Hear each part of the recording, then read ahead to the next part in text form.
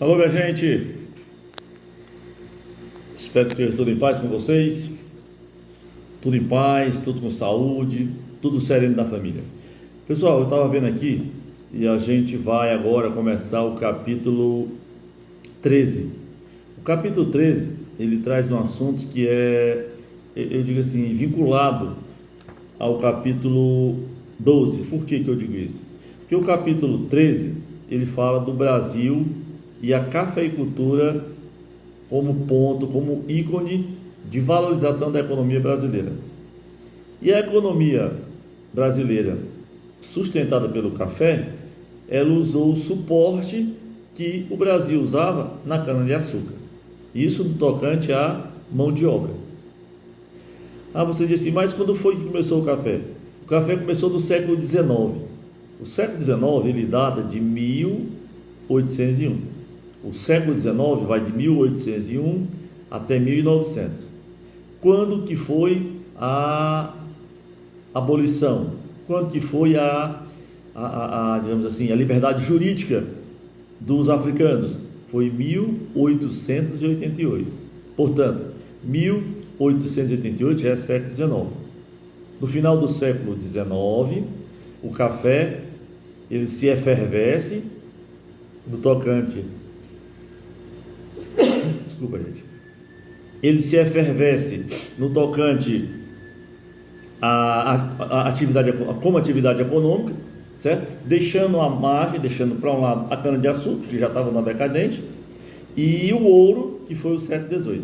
Então, no século XIX, no final do século XIX, o café toma vulto, e no começo do século XX, ele toma de conta da economia brasileira. Depois da Primeira Guerra Mundial, século XX, 1919, 1920, é que a indústria começa a dar sinal de que ela poderá ser atividade preponderante no Brasil.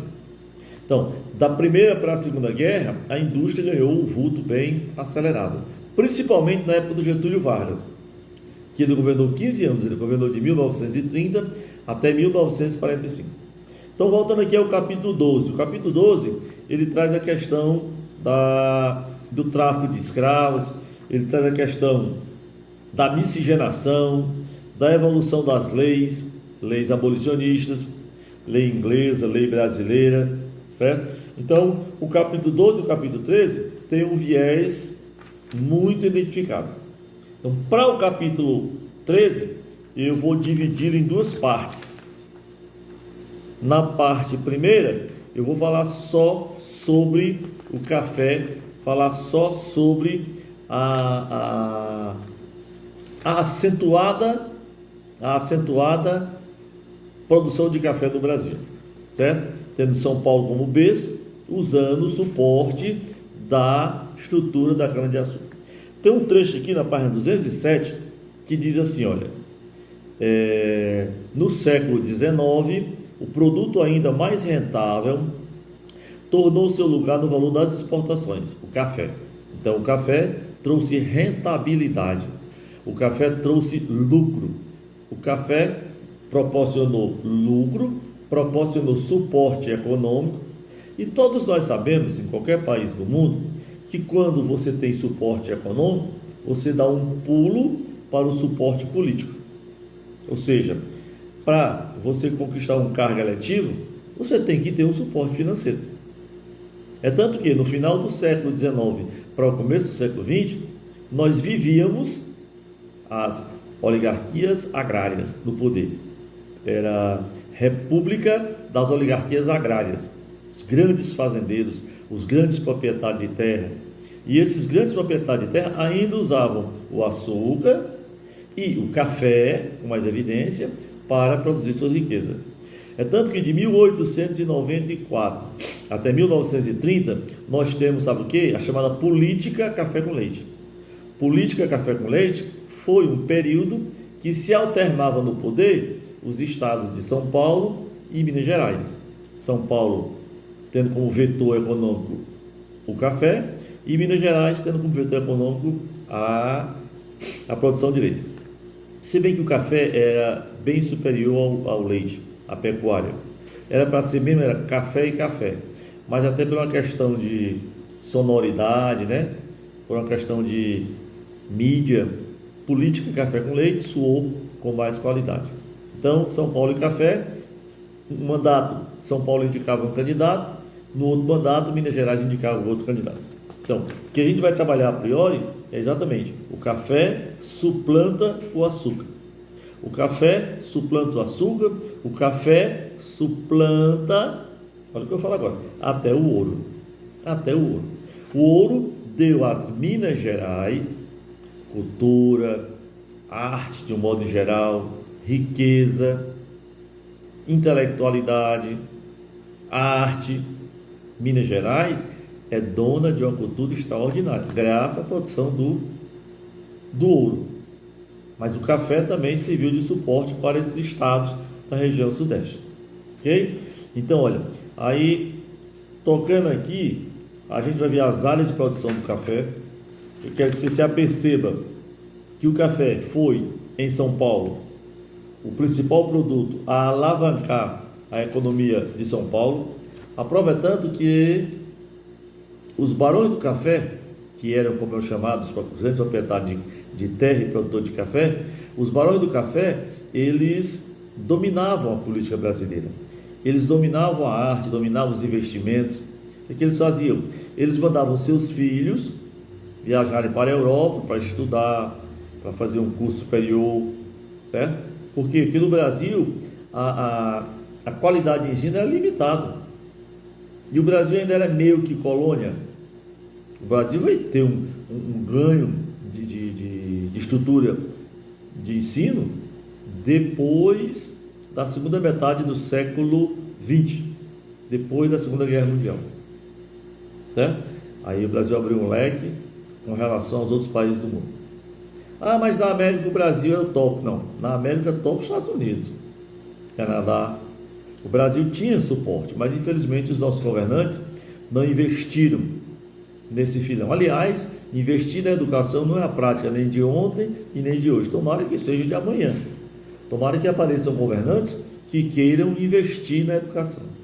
Então, voltando aqui para a escravidão, que é parte do capítulo anterior, mas aqui é parte também do capítulo 13 do café, que a mão de obra foi utilizada escravos, né? Escravos e ex-escravos, sem se falar na presença do imigrante. Mas nessa época a gente tem que dar um destaque à chamada dispersão africana ou diáspora africana. A diáspora, na verdade, foi uma dispersão, foi uma fuga do povo africano, uma fuga involuntária, o deslocamento desse povo da África para o Brasil. Então, nesse capítulo 12, a gente vai dar uma conversada, dar uma reforçada sobre o tráfico negreiro, sobre a maneira que eram tratados os africanos aqui no Brasil, o que eles faziam em termos de trabalho, certo?